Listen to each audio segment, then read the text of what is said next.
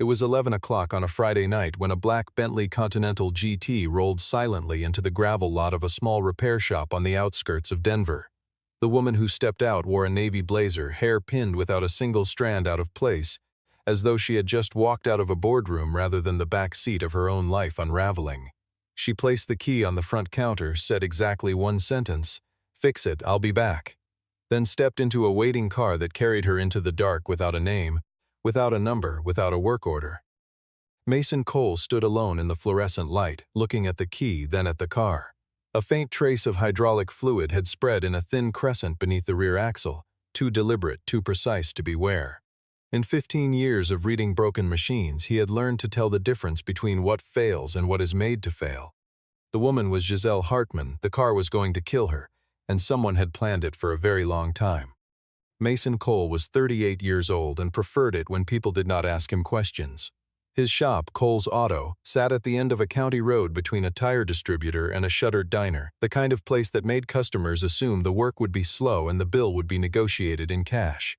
They were wrong on both counts. The interior of the shop was surgically clean. Tools hung in order of use along the left wall, wrenches graduated by size like a set of arguments arranged from least to most serious. Folded on the corner of his work table, face down, was a credential frame he had stopped looking at years ago. Beside it, a coffee mug that had gone cold at 7 in the evening. He had not noticed. When the Bentley rolled in, Mason did not move toward it with urgency. He wiped his hands, walked to the car, and circled it once the way a man circles something he already suspects. The exterior was immaculate. Not a stone chip, not a scuff along the rocker panels. Whoever owned this car had it detailed regularly, drove it carefully, and expected it to perform without question. He crouched at the rear and held his flashlight at a low angle to the undercarriage. The crescent of fluid he had spotted from across the lot was exactly where he thought it would be. He touched it with the tip of one finger. Hydraulic brake fluid, fresh, lighter than oil, with that faint chemical smell that most people confuse for engine coolant. He stood up and opened the hood. He worked for 3 hours without stopping, moving through the car in a sequence that was not the sequence of a mechanic fixing a problem but the sequence of an investigator reading a scene. He checked the obvious things first, then the less obvious, then the things that required a different kind of attention entirely. The kind that came from having spent a decade reconstructing the causes of accidents that turned out not to be accidents. By the time he reached the rear brake circuit, he had already found nothing wrong with the engine, the transmission fluid, the cooling system, or the electrical harness. The car was in excellent mechanical condition everywhere except one place. The rear brake line had been scored, not cut, scored. A single groove, drawn along the underside of the line with an instrument thin enough to leave no visible disturbance to the protective sleeve. The groove ran at a precise angle, calculated to weaken the wall of the line without severing it immediately, so that under normal driving pressure it would hold. Through a garage, through a parking lot, through city streets, and then fail completely at highway speed, when the pedal would sink to the floor and return nothing. Mason photographed it from 4 angles with his phone, then set the phone down on the hood and stood still for a moment, looking at the ceiling of the garage. He had seen this method before, not in a textbook, in a case file. He continued checking the rest of the vehicle with the same methodical patience, not because he expected to find more damage, but because leaving any part unexamined was a habit he had spent years training himself against. It was in the trunk behind the left rear quarter-panel trim that he found the second thing, a small compartment, not factory, installed by someone who knew what they were doing, held a USB drive and a sealed envelope. The handwriting on the envelope was precise, slightly rushed, the kind of writing produced by someone who was calm enough to form letters clearly but moving fast enough not to press firmly. 4 words: "If I don't return, Logan Burke." Mason stared at the envelope for a long time. Then he put it and the USB drive in his breast pocket, walked to the far end of the workbench and pulled out his personal phone. Logan Burke. He had not spoken that name aloud in 4 years. Earlier that same day, on the 32nd floor of a glass tower in downtown Denver, Giselle Hartman had been sitting at the head of a conference table listening to a presentation she already knew was wrong. The Hartman Automotive Group was valued at $2.3 billion. Her father had built it from a regional parts distributor into one of the largest independent automotive holding companies in the Mountain West. And when he died 18 months ago of a stroke at his desk, the board had watched Giselle walk into that same office with the kind of skepticism that does not bother to hide itself. She had spent those 18 months proving them wrong with the patience of someone who understood that being right too loudly was the same as being wrong. What she had not anticipated was Adrian Voss. The chief financial officer was 51 years old, silver-haired, and wore the particular smile of a man who had decided long ago that the rules were written by people less intelligent than himself. He had worked for her father for 9 years. He had given the eulogy at the funeral. And for the past 4 months, he had been systematically dismantling her ability to run her own company, rerouting financial approvals through committees she did not chair, copying her out of correspondence she should have originated, and quietly building a coalition on the board of directors that had enough votes to call a vote of no confidence in 9 days. Giselle knew all of this. She had been documenting it at 2 in the morning, alone, using a temporary account she had created under the credentials of a former IT contractor who had left the company 6 months earlier. What she had not known until that afternoon on the highway was that someone had also moved on the car. She had been driving back from a site visit when the brake pedal gave slightly, not failed, not bottomed, just gave a centimeter more travel than it should have, a softness that would have been invisible to most drivers. Giselle was not most drivers. Her father had taught her to drive in a parking lot in Albuquerque when she was 12 years old, and the first thing he told her was that a car always tells you what it is going to do before it does it. She had exited the highway at the next ramp, pulled onto a surface street, and searched the map on her phone for the nearest independent repair shop. Not a dealership, not a chain, nothing with a corporate parent that could be leaned on. Cole's Auto appeared 3 miles east. She drove there slowly, in the right lane, below 40 miles an hour. She had prepared the envelope and the USB drive 2 weeks earlier, the same night she had extracted the financial files, because she understood by then that the situation had moved past internal politics into something that did not have a clean name in company policy manuals. The name she had written on the envelope was one she had found in a case summary buried in a database of National Transportation Safety Board investigations from 4 years prior.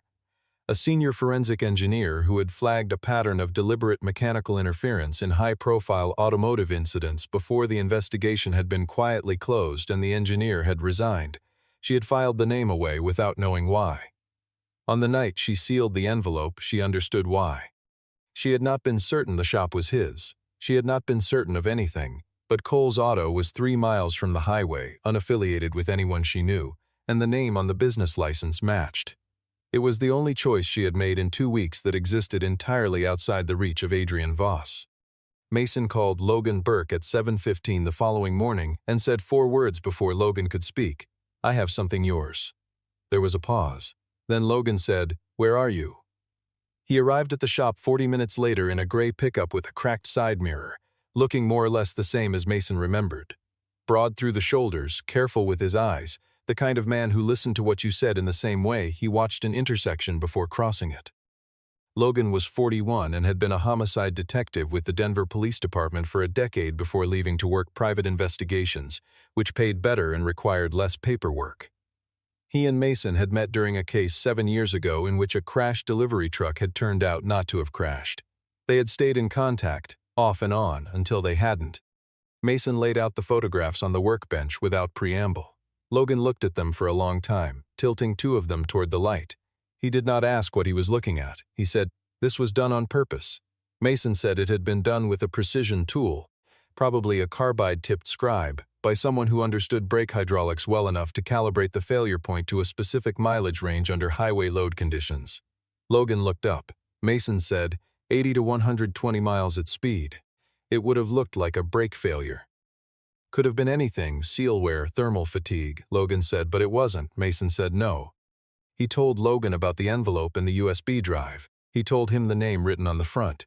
Logan was quiet for a moment in a way that suggested he was recalculating something. Then he said, "She left your name as a contact because you used to work NTSB." It was not a question. Mason confirmed it. He had spent 11 years as a senior forensic engineer with the National Transportation Safety Board before resigning 4 years ago after a case investigation had been blocked from above. A series of incidents involving vehicles registered to holding companies that, as Mason had eventually documented, shared a common financial parent. The documentation had gone nowhere. The investigation had been closed for procedural reasons that Mason did not believe were procedural. He had submitted his resignation, driven back to Denver, and opened a repair shop, because the thing he was best at was understanding how machines worked, and he had not yet figured out how to stop needing to do that. Logan asked whether they had opened the USB. Mason said no. He had photographed the envelope, photographed the USB drive, noted the chain of custody in a document he had started on his phone at 3 in the morning, and left both items sealed. Logan gave him a look. Mason said, "They belong to her." Logan said, "We can't reach her without going through the company." Mason said, "I know." They both knew what that meant. Every communications channel into the Hartman Automotive Group ran through a corporate infrastructure that Adrian Voss had spent months tightening his grip around. A call to the executive office would be logged, routed, and noted. They needed Giselle Hartman to come back on her own. She arrived that afternoon at 2:30, in jeans and a leather jacket, hair down, moving with the deliberate casualness of someone who had dressed to be unrecognizable and was not quite managing it. She was not alone. Beside her was a younger woman, compact and watchful, who Mason identified as personal staff before either of them spoke. He had confirmed Giselle's identity the previous night from a photograph in a business publication retrieved from a 3-year-old industry article. He had not told Logan over the phone, only said to be at the shop by noon. Logan was in the back office when the two women walked in. Giselle looked at the Bentley, still on the lift, and then looked at Mason. She said she was there to pick up her car. Mason said the car was not ready. She said she had not specified repairs, only asked for a service check and she would take it as is. Mason said that was not going to be possible and placed his phone on the counter with the photographs of the brake line already visible on the screen. He said, "The rear hydraulic line was scored with a precision instrument. If this car had been driven at highway speed for another 60 to 80 miles, you would have lost all rear braking at the worst possible moment. You would not have had time to react." He said it without inflection, the way a man states a measurement rather than delivers news. Giselle did not look away from the photographs. The woman beside her, Charlotte Reed, as Mason would learn, leaned in and went pale. Giselle looked up at Mason. She was not afraid, which he noted. She was calculating, which he recognized. She asked how he knew what the scoring method indicated. He held her gaze for a moment, then reached into the drawer beneath the counter and set the envelope and the USB drive on the counter between them. He said, "I didn't open either of them. They're yours." Giselle looked at the envelope. The faintest change moved through her expression. Not relief, not grief, something between the two that didn't have a common name. She picked it up and held it with both hands. She asked Mason who he was. He told her his name. She said, "That's not what I asked," and he understood then that she had already known it before she drove her car into his lot. Logan came out of the back office and the four of them sat in the shop, 2 folding chairs, a stool, a workbench edge, while Giselle opened the envelope and spread its contents across the cleared surface of the work table. The documents were printed on plain paper, a scanned contract transferring $40 million in company assets to a holding vehicle she did not recognize, bearing her signature in a form she had never seen. Beneath it, a series of internal emails between Adrian Voss and Xavier Holt, the company's general counsel, discussing the timeline for what they referred to in writing as the leadership transition. A phrase used with the confidence of people who believe no one will ever read what they have written.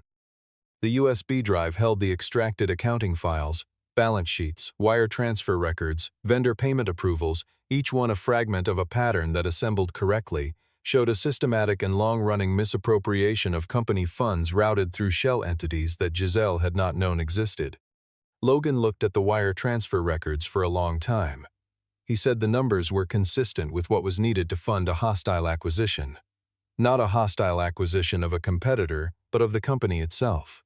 If Giselle were removed from the board, criminally charged, and publicly discredited in the same week, the share price of Hartman Automotive Group would drop to a level at which a well-positioned buyer could acquire a controlling stake in the distress window before the market corrected. He asked whether Giselle knew of any external party that had expressed acquisition interest in the past year. She said there had been a quiet approach 9 months ago through an intermediary she had declined to meet. She had not learned who was behind it. She had assumed it was opportunistic. Logan wrote something down and said, "It wasn't." Mason was looking at the USB drive. He asked Giselle to confirm how she had extracted the accounting files, what account, what access, what timestamp. She told him a temporary contractor credential she had activated under her own administrative override at 2:17 in the morning from her personal laptop on the company's VPN. Mason set the USB drive down carefully and said, "That chain of custody won't hold in court." The access method was unauthorized regardless of whether you own the company. A competent defense attorney would have it suppressed in the first hearing. Giselle said she knew that. She had prepared it as insurance, not evidence. She looked at Mason, but you said you know how to make it usable. He had not said that exactly. But he had left the door open, and she had walked through it with precision, which told him something about how she thought. He turned and walked to the far corner of the workbench. The credential frame had been lying face down for 4 years. He picked it up and set it upright against the wall, and then he brought it to the table.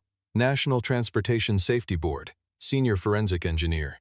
The certification was still valid. He had renewed it every 2 years out of a habit he had not been willing to examine. He said, a forensic examination of the vehicle itself conducted under federal evidentiary standards with photographic documentation, third-party verification, and a signed chain of custody beginning from the moment the car entered this lot, that's admissible. That's a foundation. He put the frame down. The financial records are secondary. What I can give you is the physical evidence. The rest depends on what Logan can file and with whom. Logan was already on his phone. They worked through the night. Mason returned to the Bentley and began the formal documentation process. Not the mechanic's notes he had made the previous evening, but the structured forensic record required for federal evidentiary use. Each photograph time-stamped and captioned, each measurement notated with instrument type and calibration date, each observation cross-referenced against NTSB technical bulletins for deliberate mechanical interference. He worked under the lift for 2 hours, then above the engine bay, then through the interior, then back to the brake line with a second set of photographs taken under different lighting conditions. By 1 in the morning he had 47 photographs, a 14-page typed report, and a signed statement from a former NTSB colleague in Salt Lake City who had reviewed the photograph remotely, recognized the scoring method, and agreed to provide a notarized technical affirmation by morning. Giselle worked at the other end of the shop on a borrowed laptop, reconstructing the financial timeline without the contested files. Using only documents she had received through official channels, emails that existed in her sent folder, meeting minutes that had been distributed to all board members, and calendar records that placed Adrian Voss and Xavier Holt in specific locations at specific times that aligned with the movement of the fraudulent transfer documents. Charlotte, who had been asked to turn off her phone after Mason noticed she had received 3 calls from a number tagged as company IT support after 9 in the evening, sat beside her and worked from memory, listing every internal communication she had handled or observed in the past 60 days. At some point after midnight, when Charlotte had been sent to rest on the back office couch and Logan had stepped outside to make calls, Mason poured 2 cups of coffee and set one near Giselle's elbow without saying anything. She picked it up without looking at him. Several minutes passed. She said, "You left the agency because of a case they shut down." He confirmed it. She said, "The company you were investigating, I found a reference to it in a tangential note in a regulatory filing. That's how I found your name." He said he figured it had been something like that. She asked whether he regretted leaving. He thought about it in the real way, not the polite way, before answering. He said, "I got the right answer on that case. I just couldn't deliver it to anyone who was willing to hold it." He drank his coffee. "Here I can do the work without someone above me deciding what it's for." She was quiet for a moment. Then she said, "The company they were protecting then. Do you think it connects to this?" Mason looked at the space above the workbench where the credential frame now stood upright. He said he had been wondering that since 1 in the morning the previous night. He did not say more than that, because he did not yet have the evidence to say more, and he had learned a long time ago that naming a thing before you can prove it is the fastest way to make the thing disappear. Logan came back inside at 2:45 and said he had spoken to a contact at the FBI field office in Denver. Not a formal approach, not a filed complaint, a conversation. The contact had told him that a flag already existed on Adrian Voss's name in connection with a securities inquiry that had been opened 6 weeks ago and stalled for lack of a primary complainant. Logan's call had not been the first thread. It had been the one that made the pattern visible. His contact had asked for documentation. Logan said they had documentation. His contact said bring it in the morning. The night after Logan left, Charlotte discovered the tracking application on her phone, a corporate monitoring tool pushed to her device through the company's mobile device management system, which she had not disabled when she stopped using her company-issued handset. She notified Mason at 6 in the morning. He looked at the log and calculated the approximate window during which their location had been actively transmitted. Giselle's jaw tightened when she heard this, but she did not panic. She asked how much time they had. Mason said, "Enough if we move now." He said it calmly because it was true, and because the only useful thing about the kind of pressure that had just increased was that it clarified what mattered and what did not. Xavier Holt arrived at Cole's Auto at 8:47 that morning. He came with two men Mason did not recognize, both wearing the particular kind of casual clothing that is chosen to avoid looking like uniforms and achieves the opposite effect. Xavier was tall and wore round glasses and spoke in the measured cadences of a man who had spent 30 years understanding that language was a form of force. He said there was a company matter requiring Giselle's presence at the executive office. He said it with the courtesy of a person who believes the person being spoken to has no options. He looked at Mason once, briefly, the way a person looks at furniture that has been rearranged. Mason set down the wrench he was holding. He wiped his hands on a shop rag. He walked to the center of the garage floor and said, in the same tone he used to explain what was wrong with the carburetor, "You're standing in my place of business. I completed a forensic examination of the vehicle on this lift at 6:45 this morning. The report was sent to the FBI field office at Denver at 6:50. A copy was filed with the NTSB regional office as a notification of suspected deliberate mechanical interference under federal statute." He looked at Xavier without raising his voice. "The physical evidence is logged, photographed, signed, and in 3 different hands that aren't mine. You're welcome to stay, but I'd think carefully about why you came." Xavier looked at him for a long time. Then he looked at Giselle. Then he looked at Charlotte. He said to no one in particular, "This is a private matter." Mason said, "It stopped being private when someone put a score mark in a brake line." Xavier adjusted his glasses. The 2 men behind him shifted weight. And then Xavier Holt, general counsel of the Hartman Automotive Group, turned and walked back out through the bay door with the 2 men behind him and got into a car and drove away without another word. Giselle looked at Mason. She asked, "Did you actually send it at 6:50? He picked the wrench back up and returned to the workbench. "Yes," he said. The board of directors of the Hartman Automotive Group convened in an emergency session 48 hours later in a room on the 32nd floor of the tower downtown. The session had been called by Adrian Voss, who had managed in less than 24 hours to collect enough board signatures to accelerate the vote of no confidence to an emergency timeline, citing concerns about executive stability and fiduciary responsibility. 6 of the 11 board members had already received private briefings from Adrian and Xavier in the days prior. The brokerage of those votes had been conducted with the polished efficiency of people who had been planning the timing for a long time. Giselle walked into the room alone. Charlotte was in the building but not in the room. Mason and Logan were in the lobby below, Logan with a phone that was receiving updates from the FBI contact every 15 minutes. Giselle set a laptop on the conference table, sat down, and waited while the remaining board members filed in. Adrian arrived last, unhurried, and took his seat at the far end of the table. He had the ease of a man who believes the outcome of a meeting has already been arranged. The session opened with formalities that no one in the room cared about. Adrian then presented his materials. The forged transfer contract, printed and bound, distributed to each board member on cream-colored paper with the company's watermark. He walked through the alleged timeline of the transfers in the language of careful concern, the language of a man reluctantly protecting an institution from someone he had once trusted. 2 board members nodded. One asked a clarifying question. The air in the room had the specific quality of something that has been rehearsed. When Adrian finished, he looked at Giselle and offered her the floor with the gesture of a person extending a courtesy they know will not change anything. Giselle opened her laptop. She said she had 3 things to show them and she would not take long. The first was a 14-page forensic report, produced under federal evidentiary standards, documenting deliberate mechanical interference with the brake hydraulics of her personal vehicle. A vehicle last serviced at a company-authorized dealership 11 days prior. The report bore the signature of a credentialed NTSB-affiliated forensic engineer and had been filed with the FBI field office at Denver. She displayed the filing confirmation on the screen. Several board members shifted in their chairs.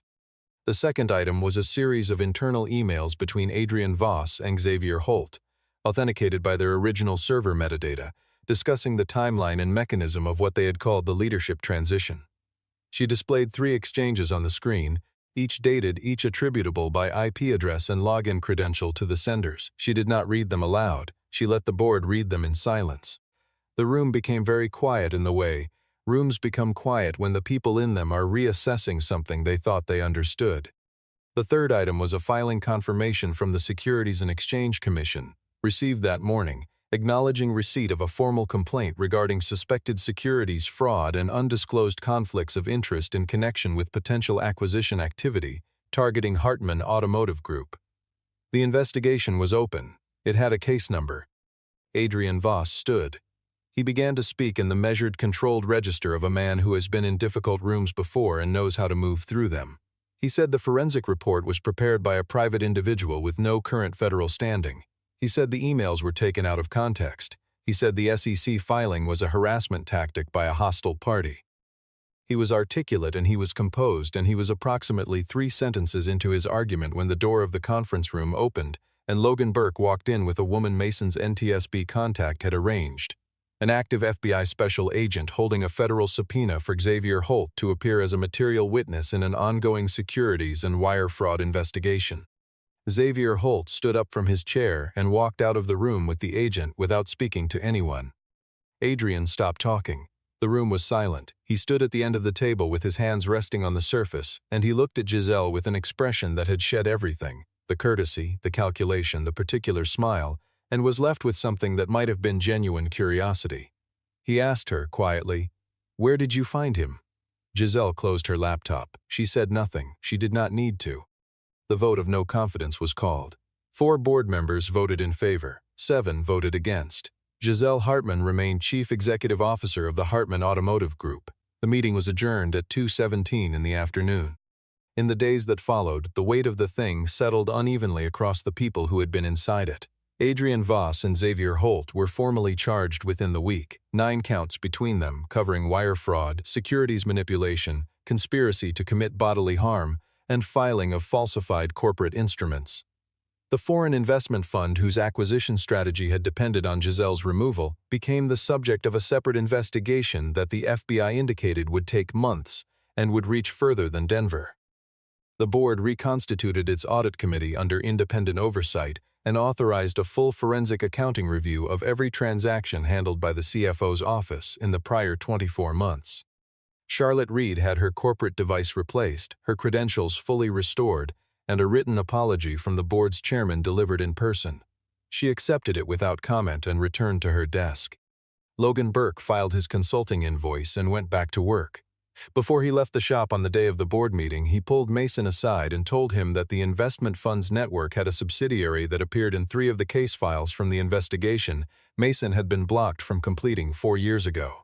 He said the FBI agent they had worked with was aware. He said Mason might be getting a call. Mason said he had figured it might go that way. Logan said, "Does that change anything for you?" Mason thought about it. "Probably," he said, which was as close to yes as Logan had ever heard him come. 1 week after the board session, on a Tuesday afternoon in early autumn, when the light came in at a long angle through the open bay doors of Cole's Auto, the black Bentley Continental GT rolled back into the lot. Mason was under a different vehicle and heard the tires on the gravel and knew the weight of it before he saw it. He came out from under the lift and stood up, wiping his hands. The car was repaired. Had been repaired the day after the board meeting, every component checked and certified, the brake line replaced with a new assembly, and the entire hydraulic circuit bled and pressure tested. He had parked it in the lot with the key on the hood and not called anyone. Giselle stepped out. She was in a dark coat, hair down, and she stood for a moment looking at the car the way a person looks at something they had thought they might not see again. Then she walked into the shop. Mason was at the workbench, facing away. She said his name once. He turned around. She placed 2 envelopes on the workbench surface. The first was the payment for the service, the full forensic work, the repair, the certification, everything.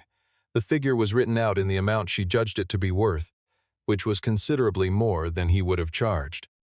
The second envelope was a letter on Hartman Automotive Group letterhead describing a consulting engagement, an independent safety verification program for the company's fleet management operations, reporting directly to the CEO's office, retainer-based, structured so that Mason would remain independent and unaffiliated with any corporate entity below the executive level.